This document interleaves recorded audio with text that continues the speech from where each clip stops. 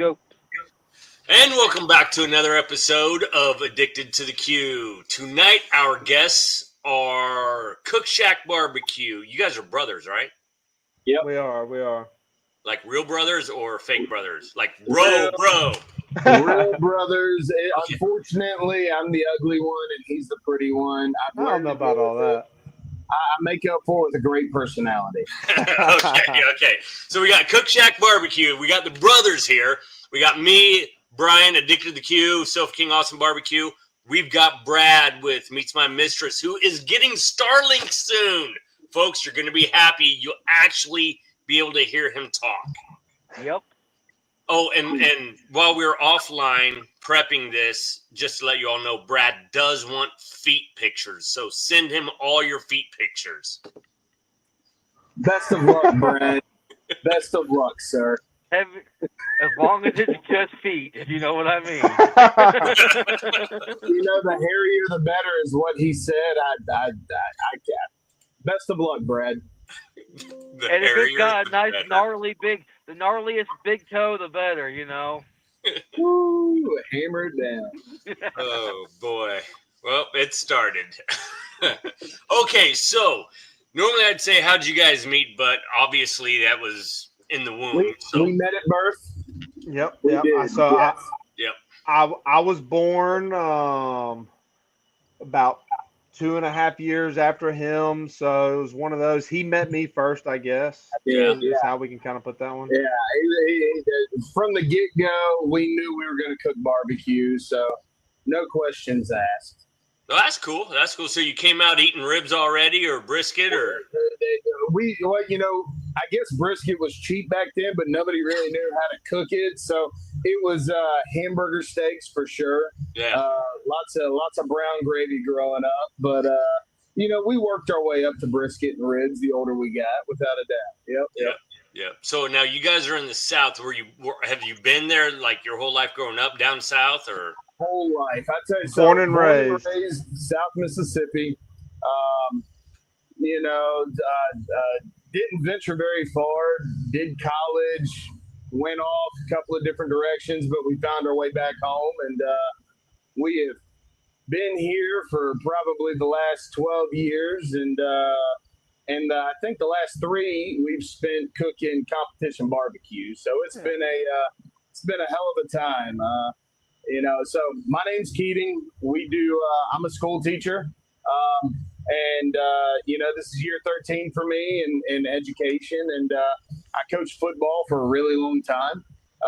And when I got finished with coaching football, I had to find something else to do. And I was happy that my brother Murph was willing to kind of hop in on that with me. But Murph, tell them about yourself, man. So I sell insurance, I guess, is kind of the best way to put that. But no, just like Keating, come from a football background. I mean, athletics, played football. And then whenever it came back, I bounced around. Keating found himself in the education side of things. I thought I might go that way. Ended up working for a minor league baseball team. Yeah. And then I sold beer for a little while, sold Red Bull before I found myself selling insurance. Did that for about 3.5, 4 years. Met Medicare insurance, and then came into business with my dad with the Keating Insurance Agency down here in Gulfport. And which our name, Cook Shak BBQ, is actually comes from our dad and his back patio, which I'm in my little cook shack right here. But yeah, I mean, that's just our little bio there. Nice. You forgot high school. No, I'm kidding. Who remembers high school, man? No. So you said about 3 years ago you guys got into barbecue, like competition-wise barbecue. Yeah. We, dude, what year did we start? I believe it was 2022. Yeah. We grew up going to a little hometown barbecue competition, which is paired with a St. Patty's Day parade. It's the Grilling on the Green is what it was called. And I mean, I'll be honest with you, it's the only barbecue competition that we've done that is kind of like it and how the turn-ins and everything work. But I mean, it's truly backyard. Grew up going there. My dad, he was really fond of a certain cook that was there and sponsored them a little bit. And we kind of hung out with them, got to see them do a lot of stuff. And like Keating said, whenever he got out of coaching, I mean, that was growing up is what we did. And then stopped going to that whenever we got a little bit older, came back.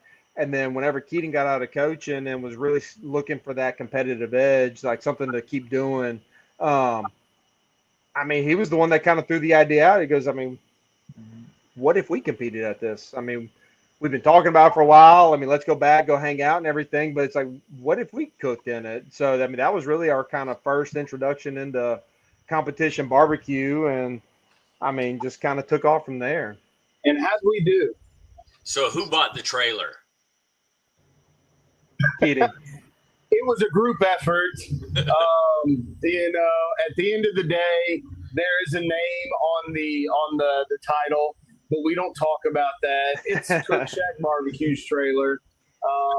You know, we appreciate our sponsors very much, and without them, we couldn't do anything.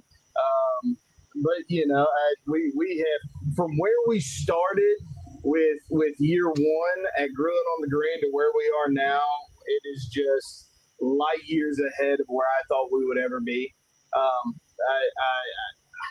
We were packing out 6 trucks loaded down with 10 by 10, 10 by 20 tents, just trying to give ourselves the best outdoor kitchen you could. I mean, at one point, I think we were cooking on upwards of 6 Traegers, just because a lot of these comps that we go to, they were festivals.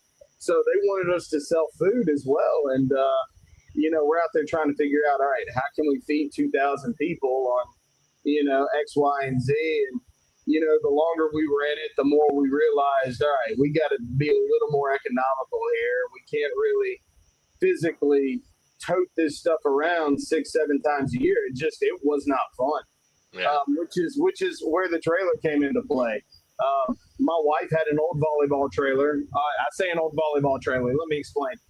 She operated a business out of one of the local middle school gyms, and she got tired of leaving her equipment in one of those back locker rooms. So we went and bought a little 6x12 enclosed trailer. And you know who has that trailer now? Old Dougie with Due South Barbecue. I sold him the trailer. Really?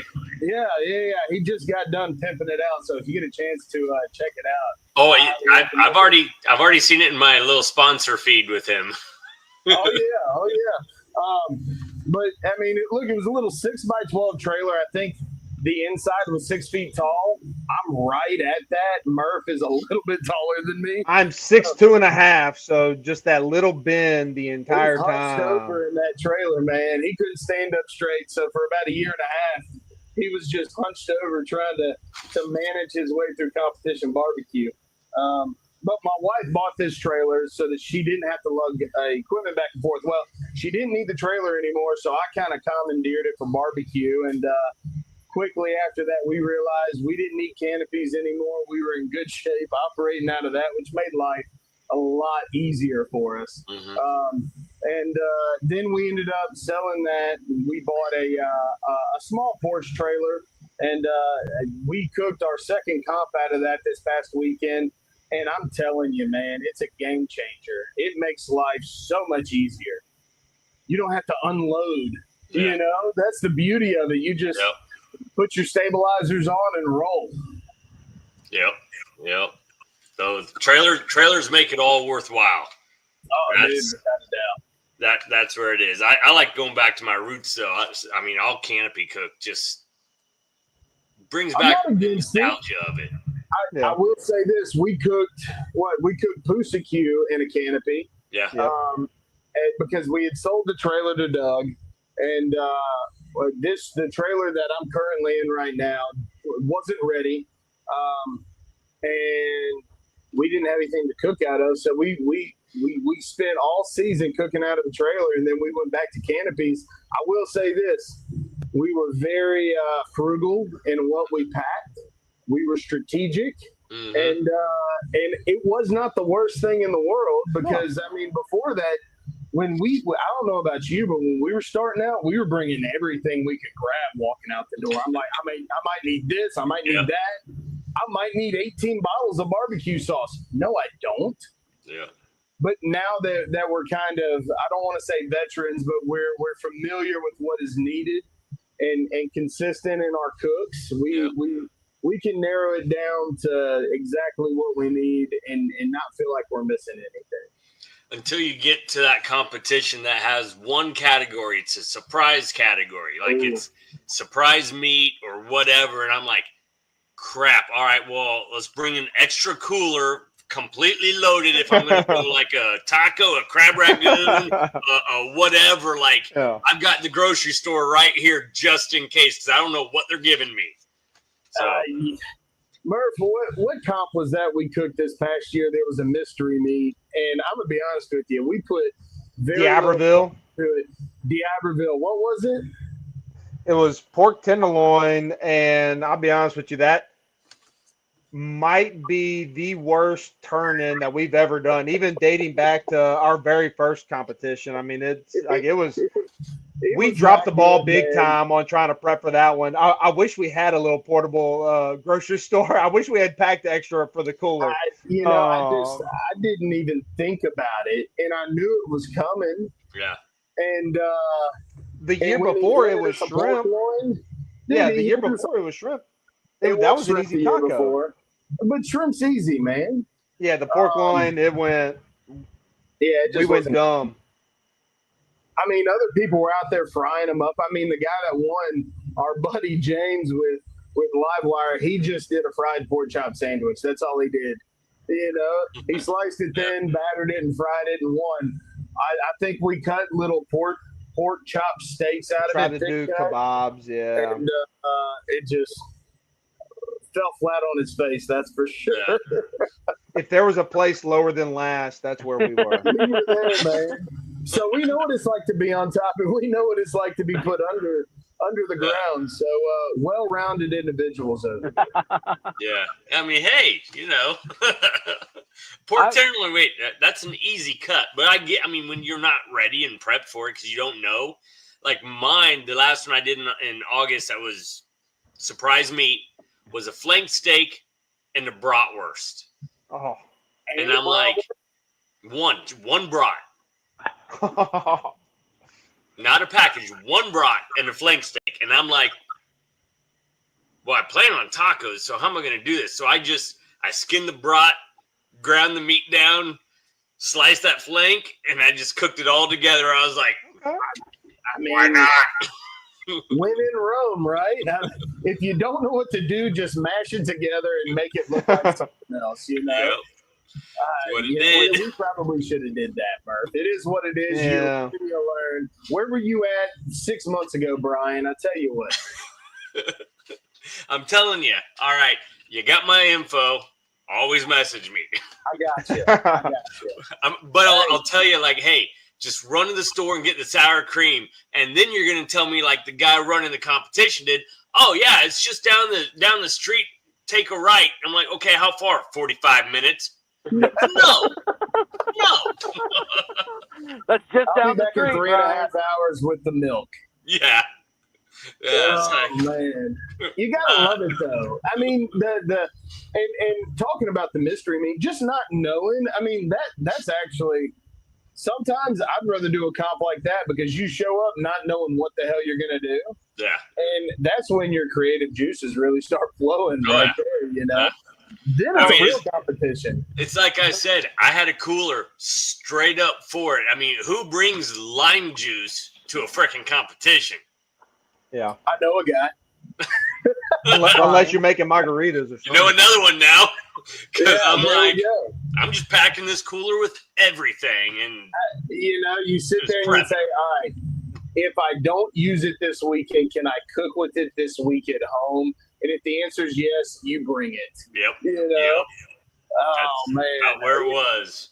Yeah. I mean, I even had a donut just in case. Like, no freaking way. All right. Donut grilled cheese.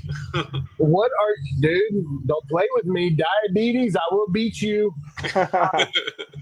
Give me a list of must-haves that are going in that cooler for your mystery box. Give me your must-haves every single time. Yeah, every single time. I mean, it's every single time I prep for a taco, like a street taco. So I do the small flour tortillas.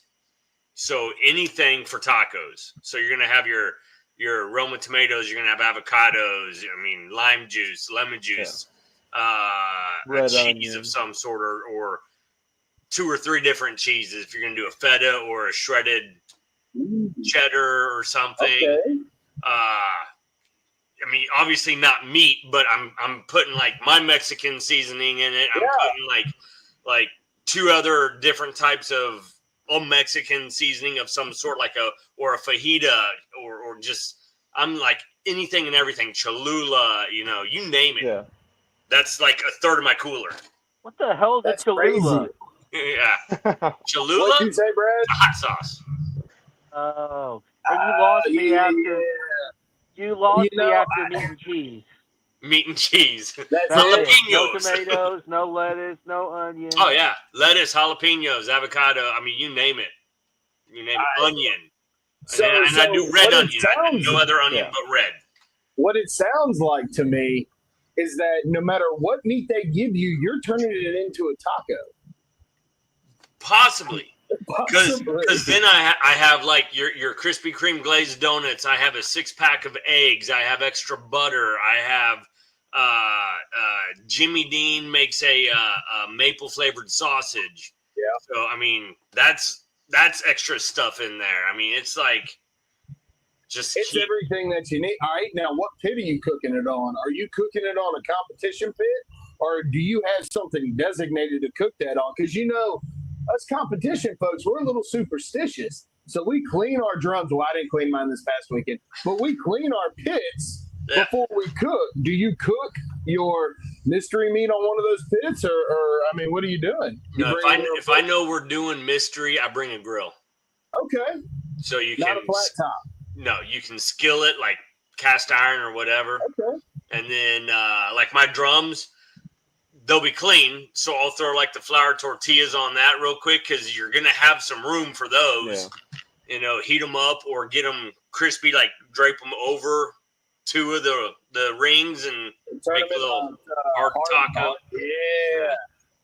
I'll tell you what, hey, we are learning here, Murph. You got your notepad, right? I got mine right here. I can turn anything into a taco. Get better. Absolutely. Yeah. Hey, you want to talk about not cleaning a drum before a comp? I'm in there prepping chicken yesterday, and Murph peeks his head in. He goes, "Do you need me to get your drums ready?" I'm like, "Yeah, I need you to do that." And I come out, and he is. I swear to God, I've got a gateway, and then I got our buddy with Porky Blinders. He built us a drum, so we say it's our Porky Blinders drum. And I look in, and his entire body's in the drum, and I'm like, "What are you doing?" He goes, "Dude, you got like 6 inches of just random charcoal down here in the bottom of the drum itself, not in the basket." I'm like, "Man, I forgot to clean my drum out." So I appreciate it, Murph. Hats off. He cleaned my drum for me yesterday. I didn't even think about it. Oh, that's man, hilarious. I felt so bad because he cooks on a Traeger. Yeah. He'll hammer out ribs all day on a Traeger, and his Traeger was nice and clean and ready to go, and I'm over there looking like the sloppy stepchild, so I felt really bad, man. You're supposed to clean drums? Apparently. It was news to him as well. So. See, I throw kitty litter at the bottom of my drum so it's easy for the grease and all to clean out. So all I do is degrease it, spray it, kitty litter, and I just dump it, and it's gone. I'm like, Man, I just cleaned one of my drums with that degreaser that you get from Sam's. Oh, man, that stuff's funny. You want to talk about instant gratification? Yeah. Man, I shot a video of myself cleaning that drum, and the amount of hate that I got from people, I'm sitting there like, you have no idea why I'm doing this, man. You're cleaning the seasoning off, guy. You're cleaning the seasoning off. the amount of people that sent me private messages saying, "I can't believe you would do that to your drum. It'll never be the same." I'm like, it's gonna taste the exact same. It's gonna be okay, buddy. It's like scrubbing They cast seem to iron with think soap. a grease fire is not seasoning. No, it's not. What I got a buddy. His name. Okay, I'm gonna shout him out. Greg Sayre. Funny guy.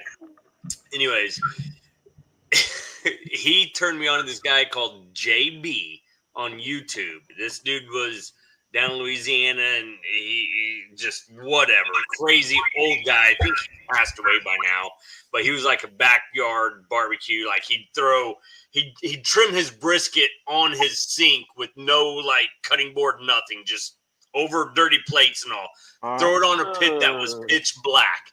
I was like, and Greg's cracking up. He goes, I'm going to ask him if he can make suit rub. So he messaged the dude to make suit rub. The dude's like, I'm shouting out Greg Sayre back in Kansas City. We're going to learn how to make this suit rub he's talking about. Well, it's just because his pit was so freaking dirty. It was all suit. He's like, can you just pull it out, dehydrate it, make a rub? Oh, God. Dude, so look, for our social media, Murph and I both do the best that we can, but I mainly do the editing and things of that nature for our videos and stuff. And I do my very best to shoot on clean surfaces because I judge people on how dirty their pits are. I'm like, I can't. Now, there have been times where my pits have not been pristine and they have gone through several cooks without me cleaning them, and I cringe when I make the videos. But I'm like, people can't be like me, right? They can't instantly judge. Well, there are a lot of people that can judge really quick. So I make sure I have a clean grill or smoker at least 8 out of the 10 times that I'm shooting video. See, I did on my Hunsaker, I did 6 pork butts at once. Ooh, At once. I stood How them up big? on They couldn't end. have been that big. You cut them in half, or you turned them up and down? Up and down. Dropped the You rack got one. muscle up or bone side? Did you go bone side down? Bone down. Because that helped hold them up. Stabilize it, yeah. Immediately when I posted it, dude, what kind of grease fire did you have? Dude, this, dude, that. I'm like, None. Like, nobody believed me. Well, if anything, the grease enhanced the flavor. Yeah. The drum cookers believe me. Like Mark Hunsaker, the inventor, designer, he knows. But it's the guys that don't really know the drums are like, show me the aftermath and this and that. So I take a photo, like, oh, that's BS. That's all the grease you got. I'm like, well, shit, half of it burned off on that fire down there. Without a doubt. Now, you've got the vortex in the bottom, right? Yeah. Tell me about that. So I've been looking at those Hunsakers for a while, and our buddy with Brothers Q Barbecue Supply, they sell them. Yeah. And I was looking at his yesterday, and I'm like, Gareth, I want one bad, man. He goes, well, I'll sell you one. I'm like, okay. He's like, full price. I'm like, I don't have that kind of money right now, man. Tell me about the Hunsakers, the vortex. All right. Is it different than just a deflector shield, or is it just a what it's doing is it's designed to have all that heat evenly displaced as it's going up. We still rotate because you never know. Yeah. It's a drum. One side could be cooking hotter than the other on the basket, but that's why he also has what's it called, Brad? The bub cage. Yep. What's it called? The bub, B-U-B. It's made after I have no idea what that is. It's made after Eric Burkhart. He designed this cage that goes in where the charcoal is to help it burn evenly inside out. So that helps the There's vortex. a spot for you. There's two. There's a larger. There's a larger. Is that spot what that pole is in the middle? Well, that goes around that pole.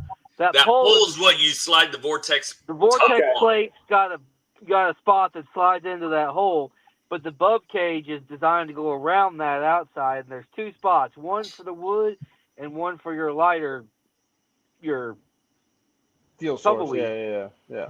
So you light that, throw a piece of charcoal or two on top of it, and at first I'm like, I didn't see advantage of it, but you can go from lighting the pit to clean smoke to put your food on in about 20 minutes if you do it right. Really? Yep, it's designed to give you a lot less of that dirty smoke.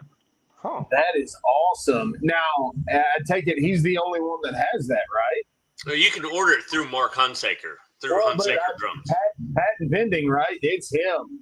You can It's only Mark, get that type of. Yeah, that's awesome. Dude, I think you're selling me on it, man. I tell you what, I hope you get a commission when I go to purchase. No, I won't. He sponsors me, so I'm good anyways. Well, Right, tell there you Mark, go. tell Mark we sent you, and then we'll be good to go. Yeah. I got you, man. I got you. Well, No, those things, and really, once you get them dialed in, I've actually cooked a brisket, put one on the pit, went to Walmart, came back, wrapped it, fell asleep, woke up, and it was done. Like, I didn't even monitor my pit, because once you get it dialed in, those things don't move. you know, we got buddy. Uh-oh. I think we I thought lost maybe him. that was my end. What was it? Oh, there he is. Can you hear us? Yeah. I can now. It was like bloop, bloop, bloop. Everybody's gone. We're Yeah, it back. was just you. It was Knock, just knock, me. knock. Yeah, we got a buddy that can benefit from a Hunsaker because he likes to take naps when smoking briskets, and he power cooked the brisket in about 45 minutes. It was the toughest thing I've ever had, but he swears it read to 190, 200 degrees. I'm like, there's no way. What It do wasn't you done. cook it at? 190, 700 200 is degrees? not done. I go like Yeah, 12. Well, you know how those He lit his backyard green guys egg, are. and it just. Yeah, I think the last brisket I cooked, I hammered it to 215. I mean, I took it as far as God would let me take it. Yeah. It just wouldn't get probe tender, and man, I was like, I can't take it any further. I thought when I pulled it off, it was just going to be dust, and it was one of the best briskets I've ever had. So, Yeah. you know, it just goes to show you. I mean, we know what we're doing. It might go against every backyard barbecue person's philosophy, but we know what we're doing. We turn out good products. It's just a little different than the way you would do it, you know? Exactly. See, and I don't mind like the edge of your briskets, how it starts fraying because you know that's overdone. But man, if that center's probe tender, Yeah. I'll cut those edges off. I'll just like hand block grind it. them down by Yeah. my fingers, throw them in a salad, throw them in just whatever. I'll eat them on toast. I'll salvage every little bit of all of my meat, whether it's pre-trim, post-trim.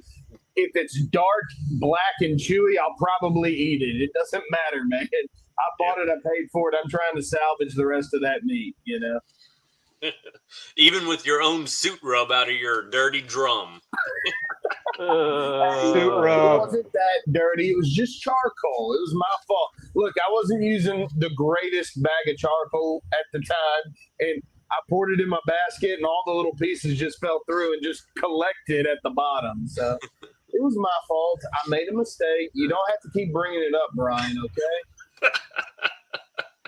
Adds flavor. Hey, it does add flavor, and that's what I like to tell people. It's just flavor right there, man.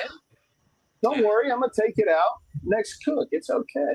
Well, that's like that guy that had that pit. You know, it was just flavor. Yeah. No.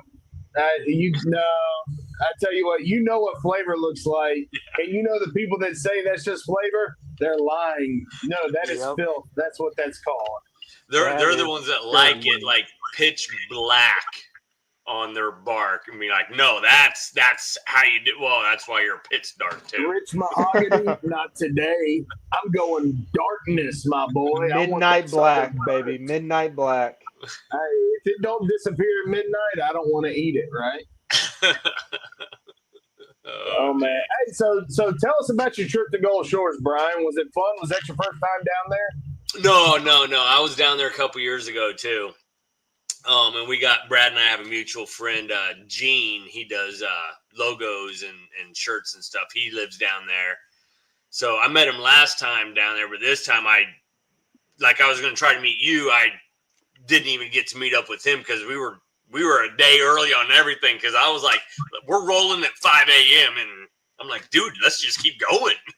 18 cups of coffee later, we're in Mobile, guys. I guess I need to sleep. pretty much like I'm not even tired. Let's order pizza. Let's it's like, well, so Murph played football at South Alabama. I graduated from South Alabama, so we spent 2 to 3 years in the city of Mobile just living there. And Gulf Shores is an hour and a half away. Yeah. So we'd cut class and go to the beach and just have a blast. I'm gonna be honest with you. Gulf Shores has a spot in my heart, man. I've seen some things there. It's definitely a fun place. And you know why I like it? Because it's not overly busy. It's one of those. Now, back in the day, it used to be a redneck town, and then tourism came in, and it kind of exploded into what it is today. But it's still a small town feel with beautiful white sandy beaches. Yeah. Now, we live on a beach. We're in Gulfport. We're literally like a mile and a half from the beach here. But, dude, I don't know what y'all are sending us from Missouri down the Mississippi River, but we get it, and we're tired of it, man. We have no surf. Our water is as brown as can be, and 9 times out of the year, we get these alerts from the news saying, don't go in the water, brain-eating amoebas. Yep. That's terrifying, man. When I drive down the beach and I see people in the water, I'm like, what are we doing? Guys, get out of the water. Mark, when was the last time you went to the beach? Might have been high school. Maybe high school might have been. Yeah, look, as locals, we just you don't get in the water. I mean, if you want to walk the boardwalk, that's fine, but don't get in the water. No, don't do it, man. Bad things happen when you get in the water in Mississippi, man. So it's worse than lake water. People. So it's worse than lake water. Oh, dude, no. I'll jump in a lake all day long. I will gladly jump in a lake. That doesn't bother me at all. Yeah. The Gulf? Nah. I'm not going down for that. The Gulf ain't taking me down, boys. Yeah. It was beautiful when we were down there, so I was happy to get in. Hey, Gulf Shores is different now. Yeah. Their water's beautiful. It's clean. So wait, so you didn't get in the ocean? Yeah, we did. Okay. Yeah. That's good. That's what we went down there for. If it raining in Mobile or not, that's what I went down there for. I was stepping in this water. I like it, man. I like it. Oh man, it was fun. It was a good week. Saw all the family. Everybody showed up, so it was good. Good. Awesome. But so and you got a buddy of ours, Doug. Doug now is he down by you in Gulfport? So Doug lives in Moss Point, Pascagoula. Yeah. It's about 30 minutes east. Okay. And how'd you meet up with him? All right. So where did we meet Doug? At Lacusa? So the first time that I met Doug was at Lacusa. He was set up next to us at a little backyard competition. Proceeds all go to the Memorial Cancer Foundation, which Mike Pontius, if you're watching, doing a hell of a job right there. But yeah, like the first time I ever spoke to Doug was Doug literally just walked across, came right up underneath our tent and said, "Is y'all's pit at about 225, 250?" And we're just kind of sitting there. It's like, to me, it's, who the fuck is this guy? And he's holding like a block of cream cheese, and he's like, I just want to smoke some cream cheese. Y'all welcome to have some as well. So yeah, it's rolling about 250, and had no idea how hot it was at that time. It might have been, it might not have been.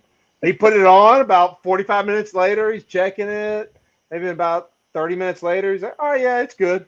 But yeah, that was literally the first word that Doug ever asked was, "Is y'all's pit around 225, 250?" Can I use your pit?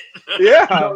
The first words Doug said to me at that same competition, he came around this big, what was it, a Southern Pride, just a big rotisserie smoker. He comes around and he goes, "You want some of these chicken wings?" Hell yes, I do. Thank you, sir. And he walks over and he gives it to me. And we're sitting there and we're talking. He goes, "I'm Doug, by the way." I'm like, "Doug, you're my new best friend, buddy." And ever since then, I swear, Doug might be one of the nicest guys I've ever met, one of the smartest guys I've ever met. He will break his back to make sure that you're taken care of. And the dude's a hell of a cook, man. I tell you what, he is one of our best barbecue buddies. Matter of fact, we've all got a group chat called Barbecue Boys, and every day we're texting nonstop. I'm waiting for my employer to say, "You got to put your phone down, buddy." I'm like, "I can't. Doug's texting me. I got to text him back." It's Doug. You know? I got to text him back. It's Doug. Yeah, man. Look, anybody can wait except Doug. Doug can't wait. He needs my response. But yeah, so we met Doug back in, I guess, 2023. And I mean, it's everywhere we go, whatever comp we're doing, either Doug's involved or he's our biggest supporter. And the same with him. I mean, we run a tight circle. We got a small group of guys down here on the coast that all do barbecue together. And if there's a comp down here, we're all going to run it together. And you know, love Doug. Will with Porky Blinders, he's in there with us. And you know, it's just, I mean, look, people talk about a brotherhood, and it really has become that with us. We are making sure that everybody's taken care of, and you know, there aren't any secrets with us. 9 times out of 10, if Doug has a question or if we have a question, we're going to give an honest answer back. You know, at the same time, we respect each other enough to where we're not saying, "Hey, give me your recipe," you know. But we try. When one wins, all win. Yeah. You know, if Doug wins, we win.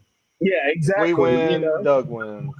I tell people all the time, like, if I can help you get better at competition barbecue, that not only helps you, but it helps me, because it's going to elevate this sport, because this is something that I'm passionate about. We're all passionate about competition barbecue. And I don't think people realize just how close-knit people can be within this community. Now, I mean, don't get me wrong. There are people out there that when they go inside their trailers, they stay in there. They don't try and socialize or hang out. And I'm not saying that we use competitions to socialize, but at the same time, you want to get to know your neighbor, you know, the people you're pulled up next to. And that's how we met Doug.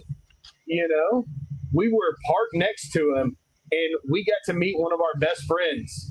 You know, how often do you get to say that, you know? No, it is, because like when you eventually years down the road, like we did just this last year with Brad and a couple other guys in August, we went to Atchison, Kansas for a competition that I won. Brad, you're welcome. And won a misspelled belt. With the misspelled belt, yeah. Of course, Brian wins the trophy because it's misspelled. Of course.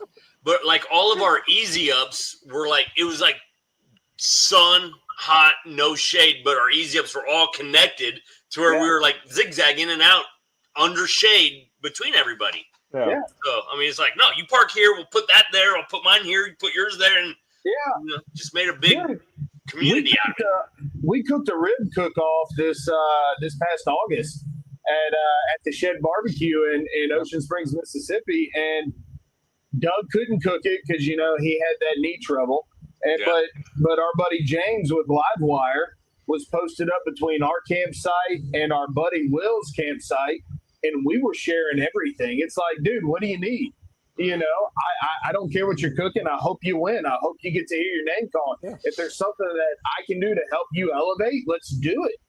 Yep. And there's nothing better than that, man. I mean, you had 3 legitimate barbecue teams, boom, boom, boom, helping one another, trying to elevate each other. And that's the only way everybody's going to get better, you know? Yep. I mean, I don't know about y'all. When did y'all start barbecue? When or where? When? What year did you really get into competition barbecue? 2022. Yeah. Ooh, I'd say about 06, 07. So, all right. So you've been running. All right. Tell me, how many videos did you see that helped you trim competition chicken? You know, honestly, that was probably about the last 4 years. because when I started, it was Barbecue Pitmasters on TV. Yeah. And it was like nothing else, out there much. And then we had a big break because I had kids and all that other stupid stuff. And then I came back into it. But when I came back in, it was like, damn, they got videos out now of this stuff. Yeah. Oh, shit, you can trim before you get to the competition now? Yeah. Oh, my gosh. We were shocked. Our first comp, I'm over there. I'm scraping chicken skins at midnight. Mother God. Yes. And I'm covered in chicken guts from head to toe. There's not a shower around. There's a portalet sink. The ones that you got to pump with your foot. It literally spit. That's how much water's coming out. I'm like, I'm going to get everybody sick. It is. And then the next year, they were like, yeah, if you want to trim your meat before you can come. I'm sitting there and I'm like, son of a, are you kidding me? Yeah. That's fantastic. And then we did KCBS, and they do meat inspections, right? Which I thought was outstanding. And then we cooked BCA, which is Barbecue Competitors Alliance. No meat check. I'm like, well, that's strange. And then a guy goes, you really want to brine your meat 2-3 days in advance? I'm like, I don't know. Would it help? He's like, hell no, that won't help. So, I mean, I'm sitting there and I'm learning new stuff each and every sanctioning body I'm cooking. But what got me the most was when they said, yeah, you can pre-trim your meat. I was like, wow. Changing the game, dude. Now I got 4 competitions worth trimmed and frozen, ready to rock. Like, I'm ready. Just made life that much easier. What's your least favorite protein? Chicken. Not to cook, but to prep. Chicken. Chicken. Yeah. I was about to say, if you don't say chicken, it's the wrong answer. So on y'all's teams, is it just y'all? Are y'all solo artists? No, I got Rob.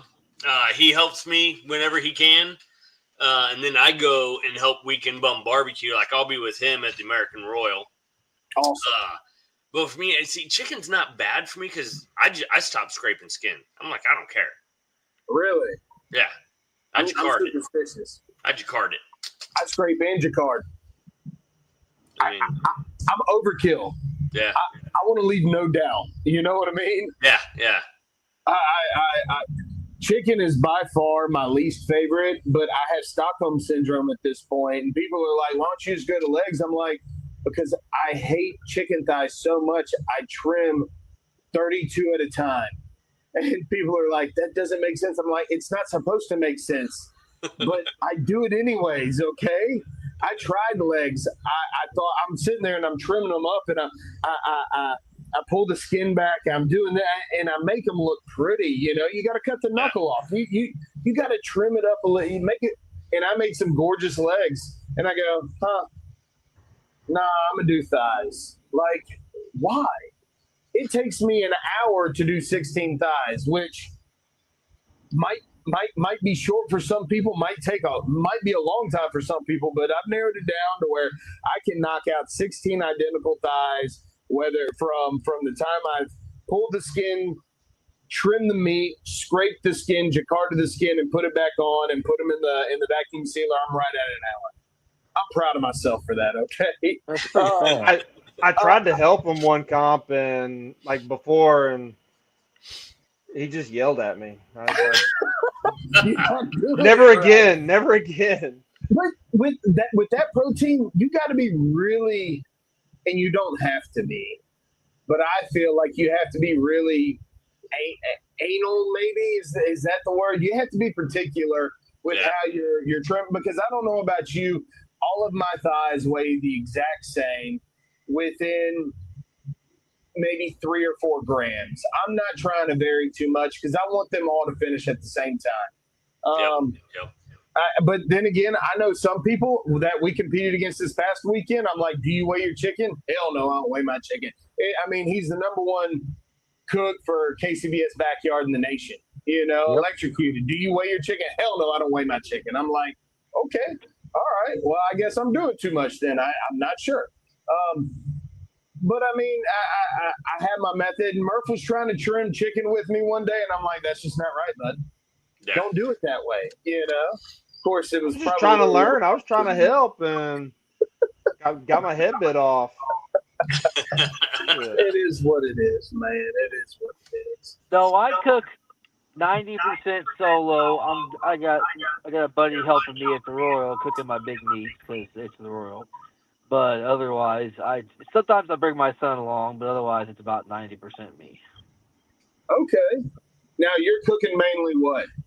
Sanctioning body wise. I've cooked KCBS rib cook. I've cooked KCBS Masters Backyard, rib cook off, and unsanctioned. Hey, those rib cook-offs, have you ran one, Brian? No, not yet. That was fun. That was fun. I've cooked 2, and now I'm going to be a rep for them for contests. Really? Hell yeah. They are fantastic. Well, I've cooked 2 of them, and they're a blast. The turn-in times really make me want to drink a beer. You know what I mean? That's one of my favorite things about them. Is it an hour or an hour and a half? Depends. I've seen it both ways. It might be an hour between turn-ins, but the level of stress is just – it's not like KCBS where they give you 5 seconds between each turn-in, Yeah. You actually get to sit down and kind of take a breath, maybe clean up your station. And that 30-minute turn-in window, if you start at the beginning, you could fuck a lot of shit up in 30 minutes and still get turned in. That's what I did my baby back box like 4 different times and still had plenty of time to turn it in. So we're cooking pro for KCBS in November at the Atlanta Barbecue Store Classic. And we were signed up to do backyard, and I got talked into moving to pro, which I'm not against. That doesn't make me nervous. I've done 4 meets before. What makes me nervous is Murph can't make it. So it's just going to be me. Murph's got a wedding he's got to go to, so hats off to him. He's going to be in Key West hanging out with the iguanas while I'm in Atlanta trying not to mess up a Wagyu brisket. You know what I mean? I did a 4-meet turn-in last year, ran my own boxes. It can be done. It is just a lot of stress and a lot. You ran your own? I even ran my own boxes. Let me ask you a question. When you went to clean up your prep station, did you just clear the table and just at the end of it you picked everything up off the ground, or were you like organized? And even to add that to injury, that was before I had my trailer even, so I did it under. Really? He's not organized when it comes to turn-in. You're not organized? That's okay. That's okay. I'm fairly better than I used to be. Everybody's getting the same finishing dust. I'll just grab a new cutting board and slap it on the old one right there because I'm like, I ain't playing no games. I ain't gearing nothing off. Just I put foil down. When you're done, you foil down, and I put a cutting board on top. Yeah. I got you'll have people have 1 or 2 rolls of paper towels. I have a third one that I'll start grabbing a bunch. New cutting board, new paper towels next to it with a piece of foil underneath it for the box. Another foil, at the next one, some paper towels. I already have everything peeled, ready to go. So it just layers. What? I'm writing this down, Murph. Oh yeah. I'm learning, buddy. I put foil down, then a cutting board on top. That way, all I have to do is change the foil out in between turns. You know what? Why have we not thought about that, Murph? I tell you, God because said your setup and my setup are 2 different things. So we need to come down and do a comp with you guys. Just shadow you and hang out. Yes, we got to. That would be fun. And you know what? It's funny. People, who were we hanging out with just recently, Murph? And he goes, "You don't have to answer it if you don't want to." Oh. I had a guy coming to look at a smoker, not to buy it, just to look at it. He was interested in purchasing a Black Warrior smoker. Yeah. He was in the area, and he was like, "Hey, can I look at it? I want to buy one." And I was like, "Yeah, man, come and look." And he's looking at it, and he was like, "Man, you can say no if you want to, but can I come and just hang out and shadow you?" I was like, "I don't care." He goes, "Seriously?" Because everybody I asked, they're like, "No, you can't. I don't need you to know what I'm doing." I'm like, I really don't care if you know what I'm doing, because at the end of the day, you still have to cook that. Mm-hmm. and it's going to taste completely different when you cook it than when I cook it. Well, of course, So I because don't he's care. going to have a dirty smoker. Some people can turn out good barbecue with a trash smoker. Using It's- soot Oh, yeah. rub. 100%. 100%. I But I mean- mean, that's like recipes. I mean, if we're at a comp and you write everything down note for note, or you take your class where you write it down note for note, it's going to be different than what I gave you and what I would do. Just Without a because doubt. it could be a 30-minute difference on cook time. I mean, And that 80 changes it. Make it make sense. 80% of us use the same stuff. We use the Yeah. same injections. We use the same. I got a secret. I use Blues Hog sauce. I know that's a pretty big secret, but I don't think that's a secret, buddy. I think everybody does that. What's Blues Hog? And that's what's Blues Hog? I don't know what that is. Do I have a bottle in here? I don't see Actually, it. I use less Blues Hog than I used to because I use more of my sauce now, but I use less. Do Blues you Hog. now? I got to try your sauce, man. You know what? I will say this. Doug has not given up. Doug, if you're watching, buddy, you're holding all the gems away from us, and I don't appreciate that, Doug. What I want to say is that Doug was telling me about, what is it, pineapple chipotle rub Yep. that you Yep. have? Yep. And I mean, he swears that's his go-to wing rub, and I'm a little That's upset it right there. He's because pointing at it. yeah. It's one of those where I love pineapple. I love chipotle. I would love to try that on a wing. There it is. And where can I buy that at? What? Amazon. Order directly from you, Amazon. Okay. Amazon, but just wait, man. Your brother might be getting a care package. Maybe. Please tell me that it's in that rub is in there. I don't want to try that. You'll have some pineapple chipotle, top secret, Twisted Texas, our new pecan and white noise, and Noise, baby. That's what I want right there. I want white it noise. around my body. Dude, Is that the one Doug was telling us about not too long ago? Yeah, the Yeah, vampire yeah. killer, Yeah. the garlic jalapeno butter, which is money. Oh yeah. Hey, so look, I gotta know, how difficult is it? Because I know the answer is difficult, but for you to come up with your own rubs and sauces, like I envy y'all, because people ask us all the time, when are you going to come out with your own stuff? I'm like, I'm never going to do that because there's too many good things out there. So how do y'all come up with that and not only have great tasting flavors, but the originality piece with it? Like how much time and effort goes into that? Mine were on my first round in the barbecue world. Like, I was like, there's not much out here. Like, Blues Hog was just coming out. Heath Riles didn't really have his stuff out. There's a couple other guys, like the KC Rib Doctor was out. They were big at that time, but they're not that big anymore. They're still well known. But it's just like, I need a good flavor. And what if I could take like this one and this one and this one and kind of combine it and figure out how to make it to where it tastes great as one. And it's just playing with them. Finally, I'd get it down to where I really like that one. I'm going to keep that recipe. Oh, I kind of want this now. Let's try something like this. And it's like pineapple chipotle. I'm like, let's just play around. Let's play around. I mean, I got a Jamaican I haven't brought out yet. I mean, do you have like a scientist on retainer? No. Like it's like flavor He scientist. is the scientist. But I am the Yeah. scientist. You are the scientist. Yes. mine was Like, New Netflix show. we Just should. to let Brad's you know, got- I hate barbecue sauce. I'm not a big barbecue sauce fan. I made mine. I started in 2017 for my wife and my kids, and they dipped their chicken nuggets in it. And then it kind of went from there. I've kind of tweaked it a little bit as far as where competition goes, but yeah, I started in 2017 and I released it this year, so that's how long I was working on that one. I But tell you what, I gotta get my hands on it, man. the shine was a surprise. I didn't expect it to have that shine until I started cooking more and more with it. I don't know. People ask us all the time, how do you get that shine on your meat? And I'm like, sauce? I don't know. I put the meat in and then I let it drip and then I put it on the plate, I will say there's an exorbitant amount of honey in it, which could be part of the shine. The honey could do it.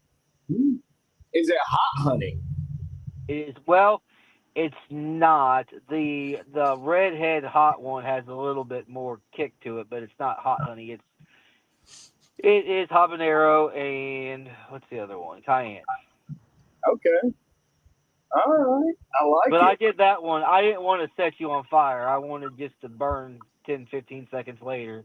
That tells you it's there, not that. I don't like hot barbecue sauce. I'm not a big fan of that. But I would prefer a hot seasoning to be paired with a smooth, mellow barbecue sauce. That's where I'm at. A hot barbecue sauce, to me, if it lights me up, my brain instantly goes to that pain receptor sensor, and it loses me. You lose all the flavors.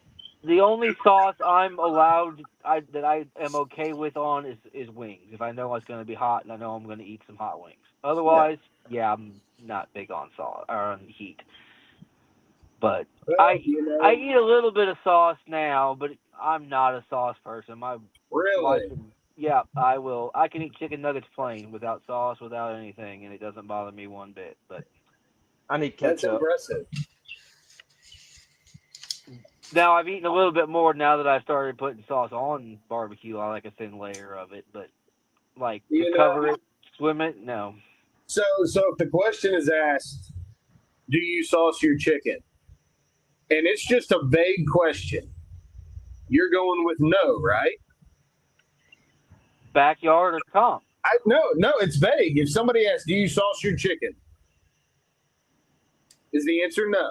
Because look, light layer, probably. To me, you almost have to sauce your chicken for competition. To me, that's a no-brainer. If you're all right, backyard. Brad? Do you sauce your chicken? I put a light layer on it when I do it on a light grill. Layer. Okay, so you have become accustomed to barbecue sauce on your chicken. Now, are you from the Missouri area as well, Brad? Yep, I live in Missouri. Well, then, you are just embracing your KCBS roots, right? Yep. I mean, your Kansas City barbecue roots. I live next to Texans. And you want to know what they tell me when I put sauce on stuff? That's how you ruin the barbecue. They call me a dumbass, Brad. Yeah, that's how you ruin. That's for bad barbecue. And it hurts my feelings every time because I like sauce on my meat. Because we're from South Mississippi, where we're 50 in obesity, we're 50th in education, and we put powdered sugar. In the words of Aaron Leslie, yes, we put powdered sugar on our barbecue, and that's okay.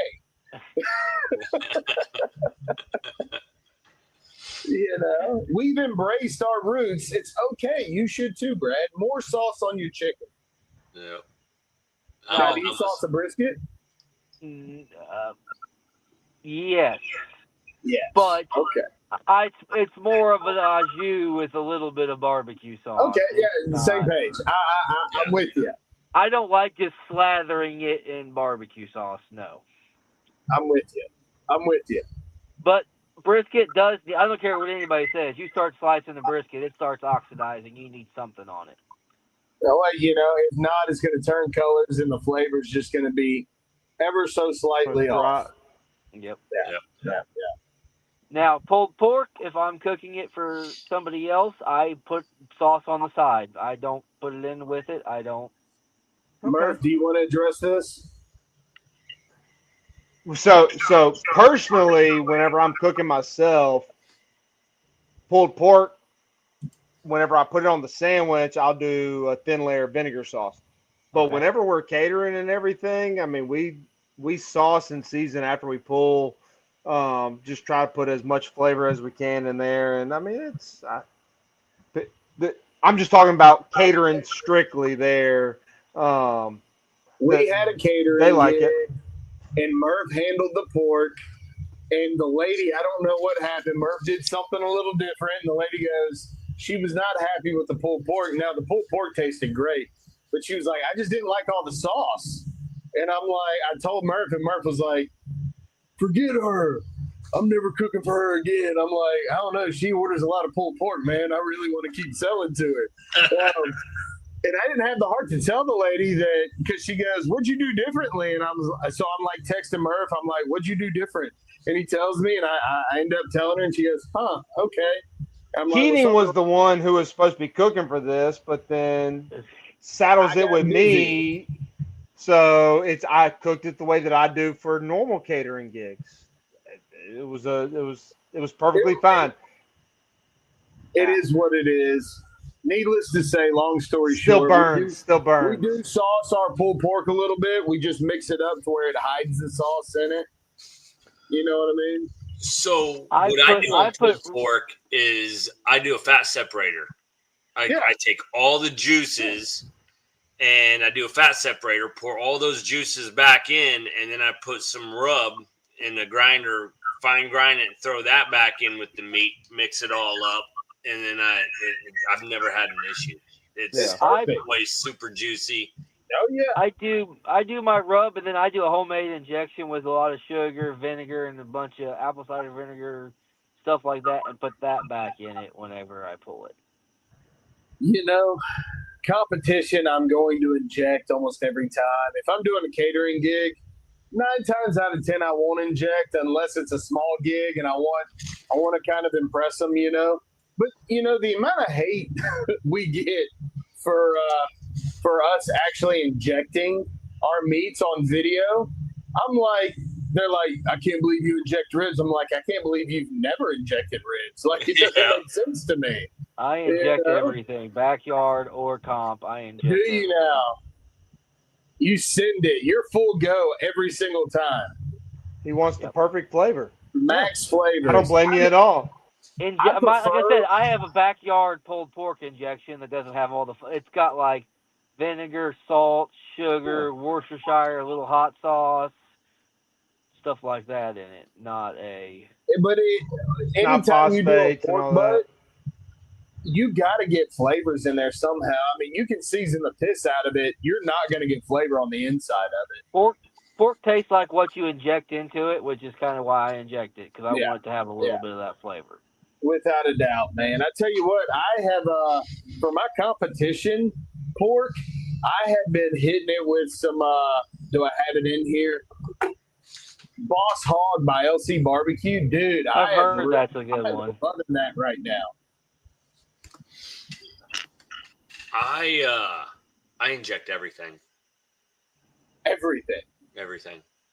No questions asked. It's at getting home, me. Catering for He myself. injects hot dogs.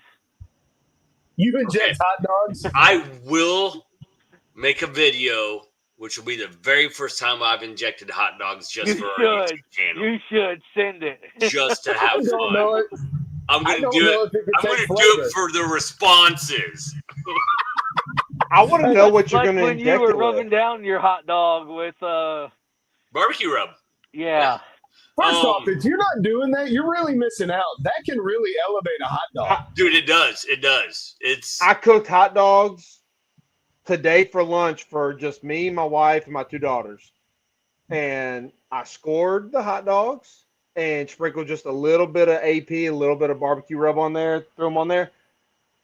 My oldest daughter, who really doesn't eat much meat, she's 4 years old, doesn't eat much meat, loves vegetables, which is very odd to me because my other daughter is all meat, no vegetables. They both devoured the hot dog.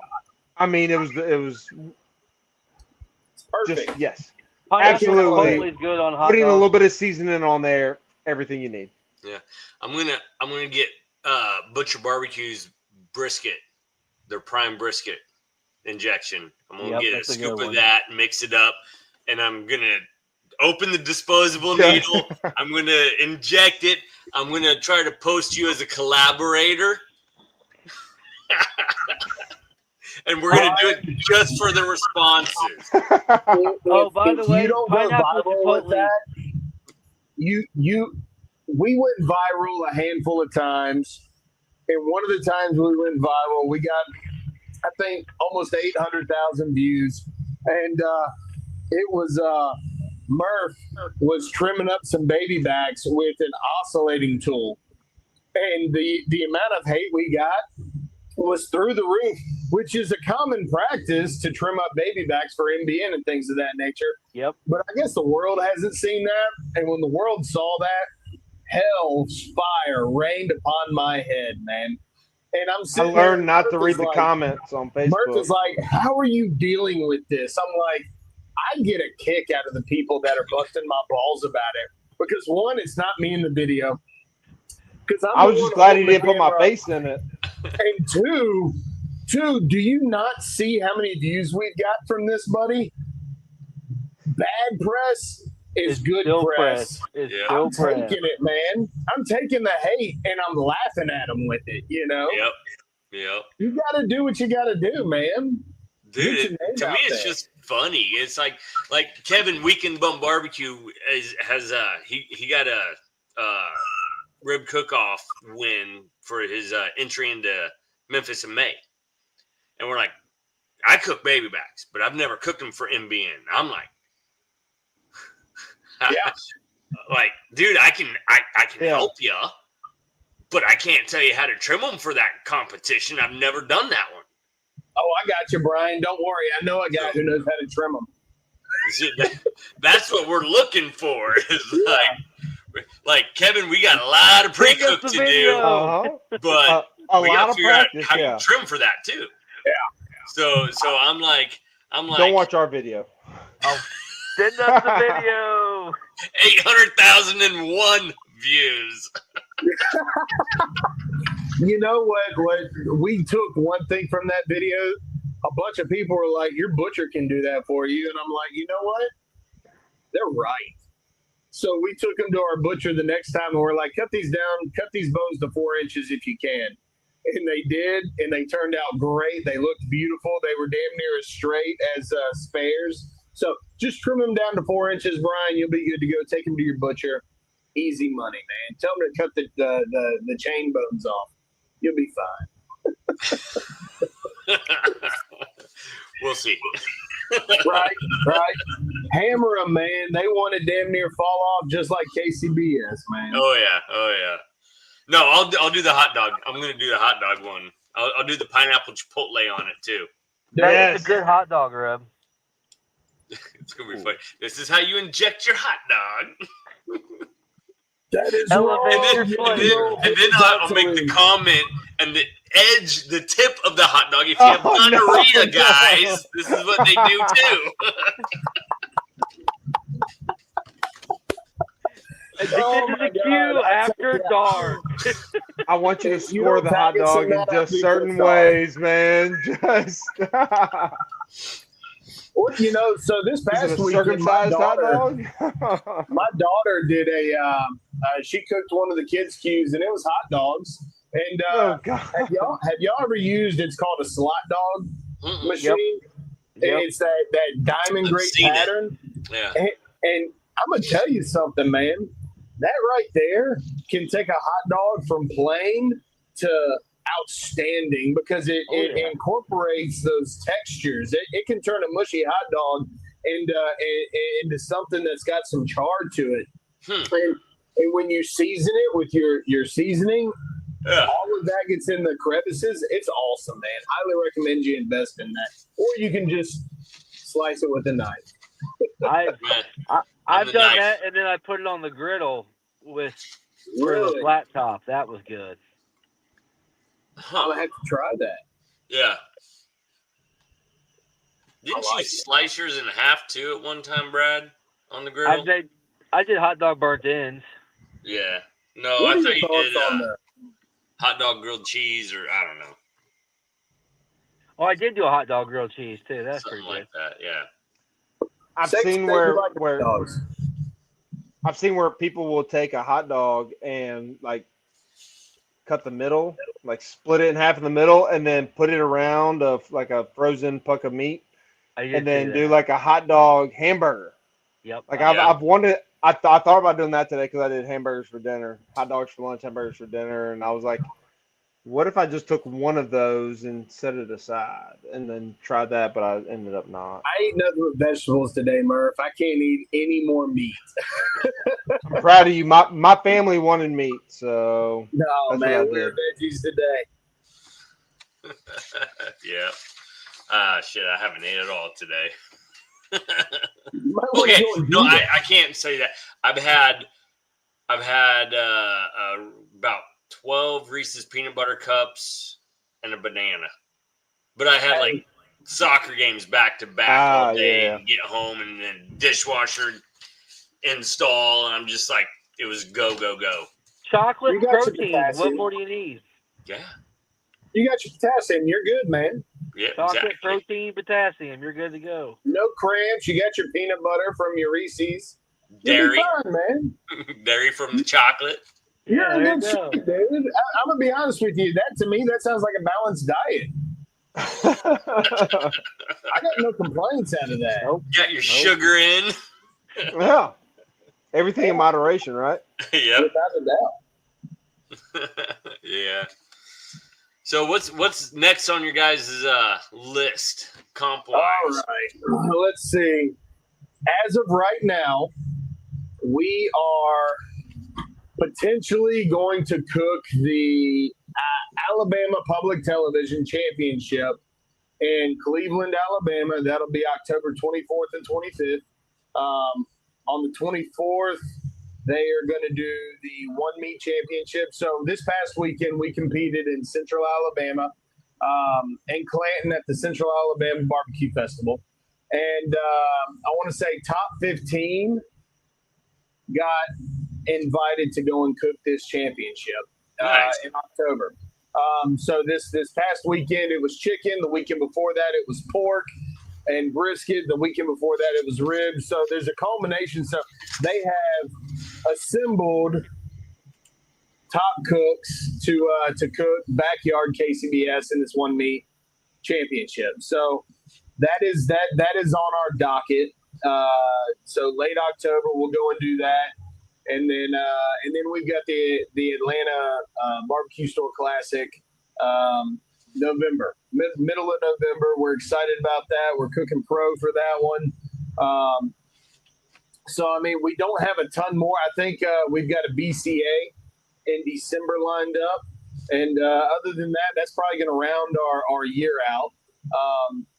It's been a fun season, dude. I'm gonna be honest with you. We've had some really good comps. We've had some really bad comps. We've been pleased with almost everything that we've turned in so far this year. We've learned, we've grown, we've learned what not to do. And you know, if you're not learning, you're going in reverse. So Yep. I feel like every comp we've run this year, which I think this is our 10th one this year, we have walked away saying, all right, this is what we did. We know we need to improve here, or we like what we did there. Let's try and replicate that. So, you know, I think we 2, maybe 3 more comps this year. It's going to be a fun one, man. It's going to be quick. It's October coming up. I mean, we've only got 3 months left in the year. So, how many do you average a year? So starting in 2022, we went from 1 to 3 to 6. I think last year we ran 10. This year, I think we will finish the year with 13. Which I don't know how some people do this. I was talking to some guys yesterday and said, you know, how many comps have you ran this year? And they go, this is, I think, 21 for me. I'm like, I don't have enough time or money to do that, you know? Yeah. One of the teams I sponsor, we were just BSing, and he's like, oh, no, I think I got like 26 or 29 down for this year. I'm like, how? Think about that. You have to leave on a Friday. Mm-hmm. So to me, that's taking a Friday off. That's like me taking off 26 days in a work. That's my issue. Yeah. I don't know how people do it unless they do that for a living. You know. You do competition barbecue for a living? Yeah. Well, then you need to be running 52 comps a year then, Yeah. And then proximity and everything. I mean, like we have a few comps that are within an hour of our general radius, but for the most part, to do what we want to do, having to drive minimum 4 to 6 hours every single time. And I mean, both of us had young families and whatnot. It's Yeah. to try and do that many times. No. And Brad and I both have young kids still, so and it's stuff like that's hard. I mean, I don't even have a barbecue trailer right now running out, or a catering trailer, which I want. But I'm like, I'm going to miss all my soccer games on the weekend. My kid is high club level, and I'm like, dude, I love this. Yeah. Go pro for me. Well, my thing is, if I did more than 10, I would feel like a second job, and this is my stress relief from my first job. It's not a second job. I mean, people have asked, are you going to try and hit 20, 30 comps a year? I've got 2 4-year-olds and a 9-year-old at the house, and a wife that works full time. If my 2 jobs family full time, can't go, the chances of me cooking that many, slim to none. Yeah. It's you got to weigh what means the most to you, and sometimes always family outweighs everything. Say. Be careful, Amber might see this. It's a hobby, an expensive one at that, and it's a lot of fun. But hey, we do what we can. That's right. Yeah. Exactly. It's have fun. That's how I look at it. Like Brad, I don't want this to be a job. I want it to be fun. And some people do it as a job, and that's awesome. To me, it's gambling. I like this past weekend, we turned in what we thought were great products, and we pulled a 7th and a 10th place. We aren't pissed. We aren't mad. We're proud of what we turned in. But if our lives were dependent on us walking away with grand champion every time, I'm in the wrong business, man. Yeah. Well, it's like Brad. The best I can, but I gave Brad a bottle of this rub I'm working on for brisket, and in Atchison back in August, it's like, what are you running? I go, honestly, I'm just running this 1 bottle of rub I'm testing on brisket. Have you ran it? Like at a comp? No, it'll be this comp. Like your first one. I go, this is its first run, and you won brisket. First place brisket. Hell yeah! We were like, okay. We've got a bottle for you, bottle for you, bottle for you. Put it on the label, guys. Here. Well, now you got to do a put it on the label. Test group. Yeah. That's exciting, man. Now I contacted the co-packer. I got 10 pounds, so I can run a little bit more and kind of do a little tweak on it. And so we did the tweak. And now I'm like, all right, I'm going to give it a year or two, and I'm going to put a group together and be like, guys, go run this. Run this. You sit on rubs that long before you release them? I will, yeah. Like the White Noise and the Pecan, that ran for a whole year in competitions. Doug had it at Memphis in May. Really? Before it came out to market, that's what was on his 6th place chicken at Memphis in May. Yeah, I tell you what, old Doug, and that's a chicken wing cooking full right there, man. Yeah. He can turn and burn on some chicken wings. Yeah. Well, let me ask you this: your brisket rub, flavor-wise, which direction are you headed with that? Can you give it away, or is it a secret? I'm curious. It's we're gonna go towards a sweet heat SPG type of thing. Really? I like that. So it's kind of like a cross. It's like your Texas SPG because that's really heavy in it. Mm-hmm. But it's also got it's got a little bit of sugar for some sweet in it, but it's also got a different pepper in there for a little bit more of the oomph on it. And I like it's not like a hard oomph either. It's just like oh my gosh, that's good. And I think it's because it's like probably 90% salt, but Okay. Well, I tell you what. I'll try to get a bottle of that in there for you. I'm curious because I got to run a couple of practice comps for brisket in the next couple of months. And if you send me enough, man, I'll definitely run it on my brisket and let you know how I do. I'm just having fun with it. Everyone's like, what's your name for it? I go, I got a couple names on the side, but right now we're calling it Limp Brisket. I know there's a team out there called Limp Brisket, but I'm just like, you know what? Just because I don't know if this is really good or not. Yeah. It might be limp. It might be up there, Barbecue Pit Bros, Jordan Williams, he just got like first place lamb with it. And I'm like, what the hell? Like, dude. Hey, man, don't question success. Roll with it, man. Run with it. Yeah, I'm like, just put it on everything. See how it does. I haven't done that yet. I've been kind of doing a lot of other stuff at the moment. Well, shit, I wasn't even home for a week. Yeah, I'm with you. If it's like me, everybody else cooks better with my shit than I do. Yep. Go win for me. Apparently, I can't cook with it, but everybody else can. As long as it sells, right? Yeah, it's all good. It's all good. Oh, yeah. So, but yeah, no, we ran late. Well, guys, I want to thank you for coming on. We got to do this again. You guys are a blast to chat with. We are honored to be guests on this podcast. Thank you so much for reaching out to us. Yep. Look, hope to get to meet y'all soon. And if there's anything we can do to help y'all, let us know. We'd be more than happy to do what we can to help elevate whatever it is you need to elevate. You know what I mean? Yeah. But yeah, we appreciate it for sure.